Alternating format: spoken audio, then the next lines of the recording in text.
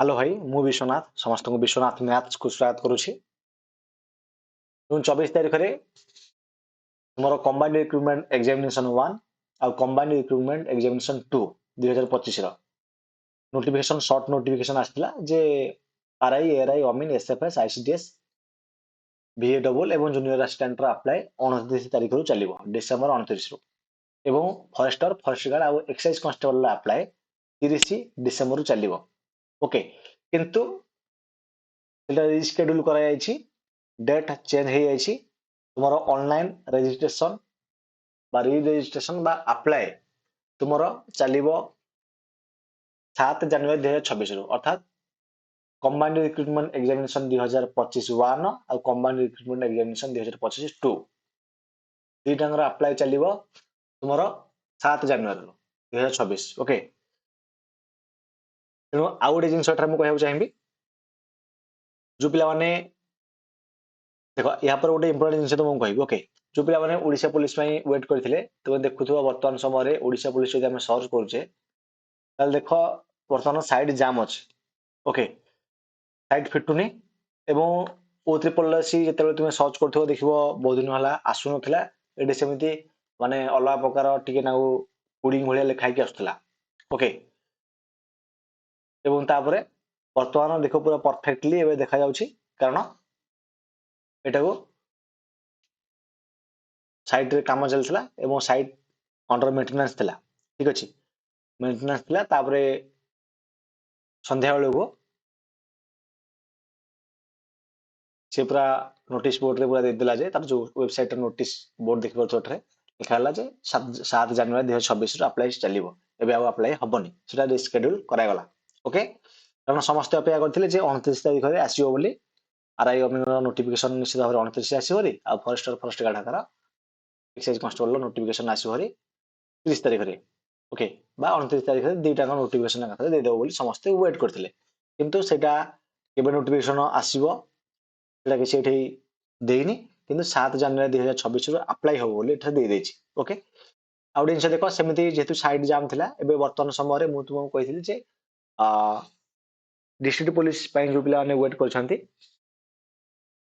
District police पई जो पिला माने वेट करछंती तुम देखुथुवा जे ओडिशा पुलिस रो वेबसाइट वर्तमान समय रे फिटु नाही तेणु फिटु नाही माने निश्चित भाबरे एथिरे काम चलछि। ओके तेणु मे बी डिस्ट्रिक्ट पुलिस 2025 बाहरिवार 90% रु अधिक चांस अछि जे आसंता 30 तारिख रे माने बाहरी पड़ियो कि 1 तारिख रे बाहरी पड़ियो। ओके किंतु बाहरी 100% बाहरिबो बोली मते लागुछि कारण साइड जाम अछि।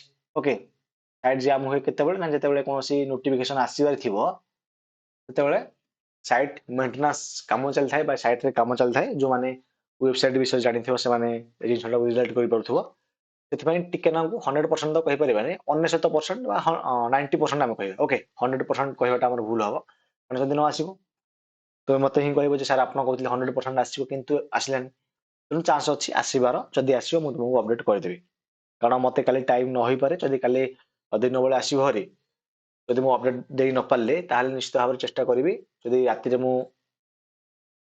ଫେରି ଆସିଥିବି ତାହେଲେ ଅପଡେଟ୍ ଦେଇଦେବି କିମ୍ବା ମୋବାଇଲ ଫୋନ ମାଧ୍ୟମରେ ମଧ୍ୟ अपडेट देदेवी। ओके तेणु ये थिला पूरा डिटेल भाव में गोटे सर्ट इनफॉरमेशन तेणु आउ गोटे जिन कही दूसरी जो मैंने स्पेशली मैथमेटिक्स में प्रिपेयर होगा चाहूच जो मानक मैथमेटिक्स रे एम भी आसुनी से गोटे सीरीज नहीं आसुची जो सीरीज जरिए तुम्हें पूरा कंप्लीट मैथ्स यूट्यूब रू पूरा फ्री रे सीखी पार जहाँकि मुझे ऑलरेडी पढ़े मैथ्स फाउंडेशन बैच बोली गोटे बैच रे मु परसेंटेज आ प्रॉफिट लॉस शेष कर देछि जो देखि ना तुम जीवो प्लेलिस्ट सेक्शन जाके देखि परिबो आ मु भाबुतली ए टू जेड वन सीरीज बा जीरो टू हीरो बैच आउटे से लॉन्च करी बोली किंतु मु देखिली जे परसेंटेज प्रॉफिट एंड लॉस तो मु चलेछि सेटा मु स्किप कर देथिली जेहेतु आउ किछि एग्जाम आसिन थला किंतु जेहेतु एबे एग्जाम आसला से जो सीरीज टा को मु वर्तमान कंटिन्यू करी अर्थात सब जाक चैप्टर शेष कर देबी तो मु ट्राई करबी सब जाक व्हाइट बोर्ड रे पढ़ाई पे जब टाइम माने किसी प्रॉब्लम हुए ताहले मु लैपटॉप रे पढ़ाई देबी किछि कथा नै व्हाइट बोर्ड रे पढ़ाइले टिके नाउ टिके बेसी इंटरेक्शन आसी थाए। ओके ତେଣୁ ଆଉ କିଛି ପିଲା କୋର୍ସ ରିଲେଟେଡ୍ ପଚାରୁଥିଲେ ଯେ ସାର୍ ଆପଣଙ୍କର କୌଣସି ପେଡ୍ କୋର୍ସ ଅଛି କି? ଦେଖ ପେଡ୍ କୋର୍ସ କୋଉ ଦିନଠୁ ମୁଁ କରିସାରିଲିଣି, କିନ୍ତୁ କିଛି କାରଣ ଯୋଗୁରୁ ମୁଁ ଷ୍ଟପ୍ କରିଦେଇଥିଲି ଯେହେତୁ ମୋ ପାଖରେ ସମୟ ହୁଏନି। ତେଣୁ ଷ୍ଟାର୍ଟ ହବ ଜାନୁଆରୀ ତୁମର ସିରିଜ ଆସିବ। ଯଦି ଡିଷ୍ଟ୍ରିକ୍ଟ ପୋଲିସ ବାହାରିଲା, ଡିଷ୍ଟ୍ରିକ୍ଟ ପୋଲିସ ପାଇଁ ଗୋଟେ ସ୍ପେଶାଲ ସିରିଜ ମୁଁ ଆଣିବି ଭାରି, ସ୍ପେଶାଲ କୋର୍ସ। ତା ସହିତ ଗୋଟେ ପ୍ରାକ୍ଟିସ କୋର୍ସ ଆସିବ ବୋଲି ମୁଁ ପ୍ଲାନିଂ କରୁଛି।